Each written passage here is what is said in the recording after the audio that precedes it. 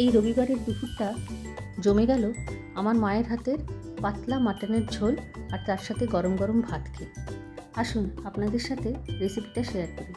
প্রথমে মাংসটা খুব ভালো করে ধুয়ে কুকারে মা নিয়ে নিল, ওই কুকারেই বানাবে। এখানে 3টে পেঁয়াজ কুচি করে রাখা আছে, আর বাকি 3টে পেঁয়াজ আর এই আদা রসুনটা বেটে দেওয়া হবে। কুচনো টমেটো আছে 2টো মাঝারি সাইজের।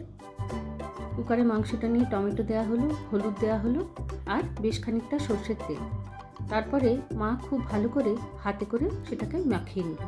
তারপরে ওই 3টে কুচনো পেঁয়াজ ওর সাথে মিশিয়ে দিচ্ছে।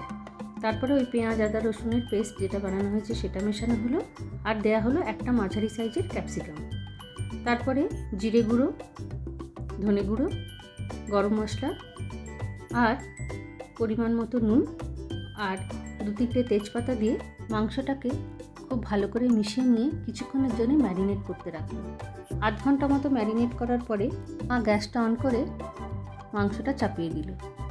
আলুতে নুন হলুদ মাখিয়ে রাখা হয়েছিল, সেগুলো কড়ায় একটু লালচে করে ভেজে নেওয়া হলো। এরপরে মাংসটাকে কষতে থাকতে হবে। মাঝে মাঝে মাংসটাকে এইভাবে একটুখানি নেড়ে নিতে হবে যাতে নিচে না ধরে যায়। এইভাবে বেশ খানিকক্ষণ মাংসটাকে কষতে থাকতে হবে, যতক্ষণ না মাংসটা থেকে তেল আর মশলাটা আলাদা হয় ততক্ষণ অবধি কষতে থাকতে হবে। এরপরে ওই ভেজে রাখা আলুগুলো মা মিশিয়ে দিল। উফ, যা গন্ধ বেরিয়েছে না, মনে হচ্ছে এই আধ সেদ্ধটাই খেয়ে নিই। যাই হোক, আলুগুলো খুব ভালো করে মাংসের সাথে মা মিশিয়ে দিল। দেখেছেন কি সুন্দর একটা রং এসেছে। ও, একটা কথা বলতে ভুলে গেছি, মা একটুখানি কাশ্মীরি লঙ্কার গুঁড়োও দিয়েছিল কালার আনার জন্য। এরপরে বেশ খানিকটা গরম জল মাংসটার মধ্যে দেওয়া হলো। একটু পাতলা ঝোল ঝোল মাংস হবে তো, তাই জলটা একটু বেশিই লাগবে। খুব ভালো করে জলটার সাথে আলু আর মাংসটা মা মিশিয়ে নিচ্ছে। তারপরে নুনটা দেখে নেওয়ার পালা। সেটা আমি দেখলাম, নুনটা মোটামুটি ঠিকই হয়েছে।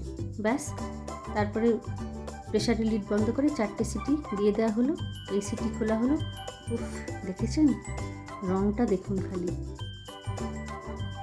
গরম গরম ধোঁয়া ওঠা মাটনের পাতলা ঝোল আর তার সাথে গরম গরম ভাত।